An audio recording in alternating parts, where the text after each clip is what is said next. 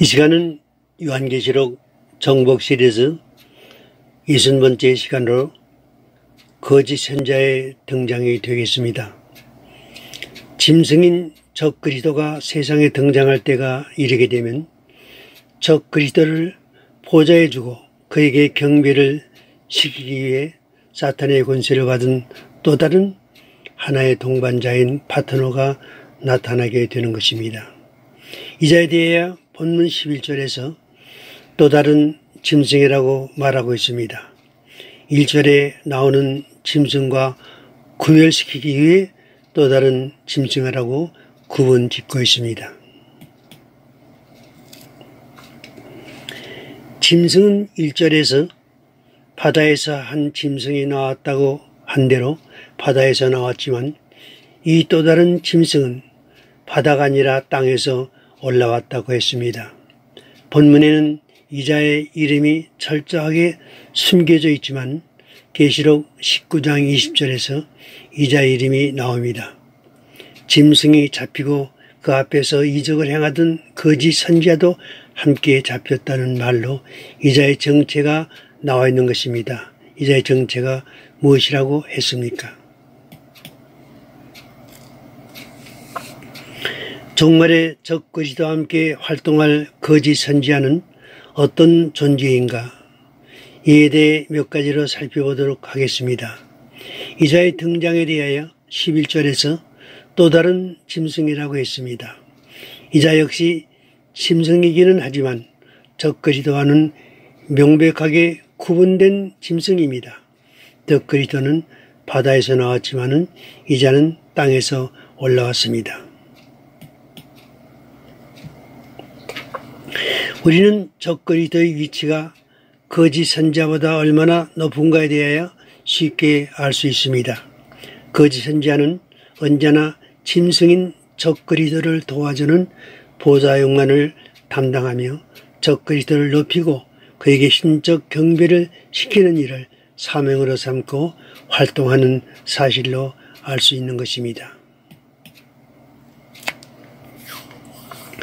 땅에서 올라온 이 짐승에게는 거짓 선지자의 두 가지 특성을 가지고 있습니다. 새끼양같이 두 뿔이 있다고 했습니다.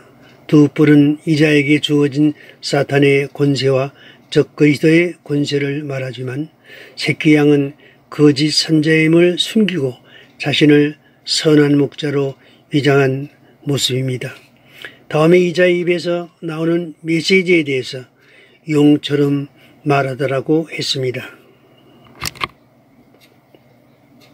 거짓 선지자는 그의 입으로 하나님의 말씀이 아니라 용의 말을 뱉는 것입니다. 용이란 사탄을 일컫는 마귀의 대명사입니다. 하나님의 종과 사탄의 종과의 구별은 학식이나 인물이나 사랑으로 판가름하는 것이 아닙니다. 그 입에서 나오는 말로 구별해야 하는 것입니다. 이자는 사탄으로부터 받은 권세와 능력으로 갖가지 이적을 행하여 자신을 진짜 선지자로 보일 것이며 음료교회를 통할하고 세상의 모든 종교 세력을 단일화시켜 적 그리스도를 메시아로 영접하게 하는 일을 주도할 것입니다. 이 시기는 적 그리스도가 죽었다가 살아난 후가 되고 한미래의 언약까지 맺는 놀라운 업적을 이룰 것이기 때문에 거짓 선지자의 활동은 세상에서 큰 환영을 받을 것입니다. 이자가 먼저 나온 짐승의 모든 권세를 행한다고 했습니다. 거짓 선지자와 적 그리스도는 그들의 자리만 다를 뿐 실상인즉 한 뿌리에서 나온 한 동료들입니다. 그래서 적 그리스도는 이 거짓 선지자에게 자신의 권세를 주므로 그자로 그 권세를 가지고 활동하게 하는 것입니다. 우리가 깊이 명심해야 할 말씀이 14절에 있습니다. 짐승 앞에서 받은 바 이적을 행함으로 땅에 거하는 자들을 미혹하며 땅에 거하는 자들에게 이르기를 칼에 상하였다가 살아난 짐승을 위하여 우상을 만들라고 한 말씀이 그것입니다. 적 그리스도의 사조와 강군으로 7년 환란 중에 세워지는 것이 바로 짐승의 동상입니다. 이자는 짐승을 위하여 우상을 만들라고 명합니다. 이자는 놀라운 이적을 행합니다. 13절 말씀에서 큰 이적을 행하되 심지어 사람들 앞에서 불이 하늘로부터 땅에 내려오게 한다고 했습니다. 심지어란 말은 많은 이적 중에 더욱 놀라운 이적이란 뜻입니다. 이 거짓 선지자가 행하는 칼에 상하였다가 살아난 짐승을 위하여 우상을 만들자는 명령은 즉각적으로 시행될 것입니다. 우상이란 동상의 형태로 이때의 적그리스도의 거대한 신상을 세계 곳곳에 세우게 될 것입니다. 그런데 우상을 세우는 일로 끝나는 것이 아닙니다. 너무나도 놀라운 일이 생기는 것입니다. 15절 말씀을 보시기 바랍니다. 그가 권세를 받아 그 짐승의 우상에게 생기를 주어 그 짐승의 우상으로 말하게 한다고 한 것입니다. 그 적그리스도의 우상에 사탄의 생기가 들어간다고 했습니다. 하나님의 생기를 받은 두 증인은 죽은 자 가운데서 부활했습니다.